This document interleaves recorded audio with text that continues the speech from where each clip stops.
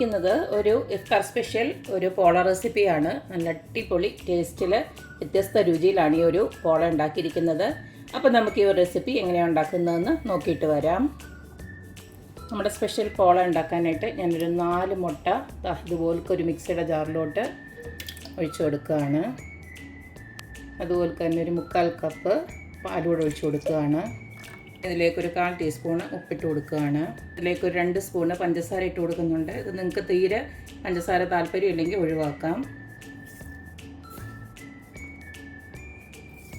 ഇതിലേക്ക് ഒരു 4 piece bread ഞാൻ ജസ്റ്റ് ഒന്ന് മുറിച്ചിട്ട് കൊടുക്കുകയാണ്.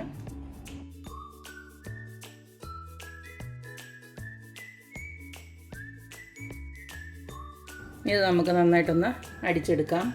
ഈ ഒരു രീതിയിൽ നന്നായിട്ട് ഞാൻ ബ്ലെൻഡ് ചെയ്തെടുത്തിട്ടുണ്ട്. ഇനി നമുക്ക് ഇതിലേക്ക് വേണ്ടുന്ന ബാക്കി കാര്യങ്ങൾ നോക്കാം.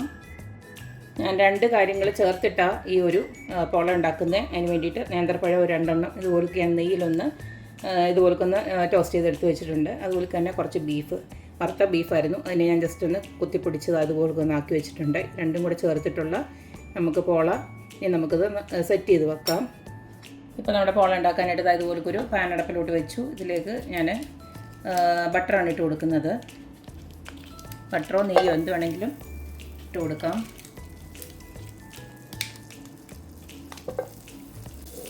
ഇങ്ങനെ ഒന്ന് സ്പ്രെഡ് ചെയ്ത് കൊടുക്കണം. തീരെ ചെറിയ തീയിൽ വേണം നമുക്കിതൊന്ന് ഉണ്ടാക്കിയെടുക്കാനായിട്ട്. നമ്മൾ നേരത്തെ അടിച്ചെടുത്ത് വെച്ചിരിക്കുന്നുണ്ടല്ലോ, അത് ഒരു പകുതി ഇങ്ങോട്ട് ഒഴിച്ചു കൊടുക്കാം.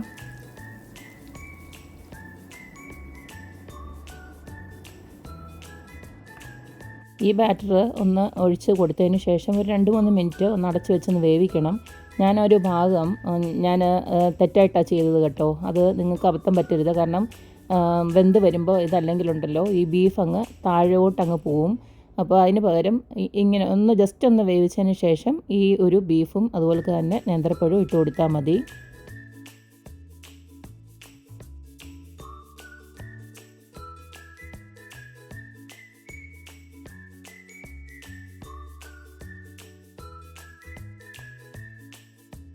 ഇതിന് നമുക്കൊരു 5 മിനിറ്റ് ഇതൊന്ന് അടച്ച് വെച്ച് വേവിക്കാം. അതിന് ശേഷം ബാക്കിയുള്ള ബാറ്ററോട് ഒഴിച്ച് കൊടുക്കാം. കുറച്ച് നേരം ഒന്ന് അടച്ച് വെച്ച് വേവിച്ചു. ഞാൻ ഇനി ബാക്കിയുള്ളതോടെ ഒഴിച്ച് കൊടുക്കുകയാണ് ആ മിക്സ്. ഇതൊന്ന് കവർ ചെയ്യുന്ന രീതിയിൽ നമുക്ക് ഒഴിച്ച് കൊടുക്കാം. ഇനി നമുക്കിത് അടച്ച് വെച്ച് ചെറിയ തീയിൽ വേവിച്ചെടുക്കാം. പിന്നെ ഒരു വശം ഒന്ന് വെന്ത് കഴിയുമ്പോൾ നമുക്ക് മറിച്ചിട്ടൊന്ന് കൊടുക്കണം. 10-20 മിനിറ്റോളം ഇതുപോൾക്ക് അടച്ച് വെച്ച് വേവിച്ചിട്ടുണ്ട്. ഇപ്പോൾ കണ്ടില്ലേ, ഈ ഒരു സൈഡും ഏകദേശം വെന്തിട്ടുണ്ട്. ഇതിന് നമുക്കൊന്ന് മറിച്ചിട്ട് കൊടുക്കണം. ഒരു പാത്രത്തിലോട്ട് വെച്ചിട്ട് ഒന്ന് മറിച്ചിട്ട് കൊടുത്താൽ മതി. അപ്പോൾ ഞാൻ ഇതുപോൽക്കൊന്ന് മറിച്ചിട്ട് കൊടുത്തിട്ടുണ്ട്. ഇതിന് ഒരു 5-6 മിനിറ്റ് കൂടെ ഇതുപോൽക്കൊന്ന് ചെറിയ തീയിൽ നമുക്കൊന്ന് വേവിച്ചെടുക്കാം. അതിന് ശേഷം നമുക്ക് തണുത്തതിന് ശേഷം ഇത് മുറിച്ച് ഉപയോഗിക്കാം. അപ്പോൾ ഒരു 5 മിനിറ്റ് കൂടെ ഇരിക്കട്ടെ. 5 മിനിറ്റ് മറിച്ചിട്ടൊന്ന് വേവിച്ചെടുത്തു. അതിന് ശേഷം വീണ്ടും ഒന്നുകൂടെ തിരിച്ചിട്ടു. ഇപ്പോൾ കണ്ടില്ലേ, നല്ല പെർഫെക്റ്റ് ആയിട്ട് വന്നിട്ടുണ്ട്.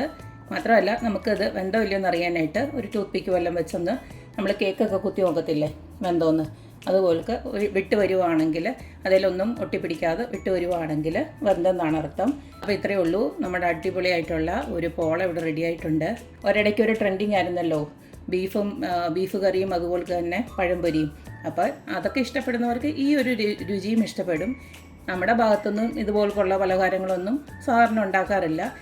ഇതിപ്പോൾ ഈ പറഞ്ഞ പോലെ കോഴിക്കോടും മലപ്പുറവും കാസർഗോഡും ഒക്കെ കിടക്കുന്നവരെ ഉണ്ടാക്കുന്നത് നമ്മൾക്ക് യൂട്യൂബ് കണ്ട് പഠിക്കാം.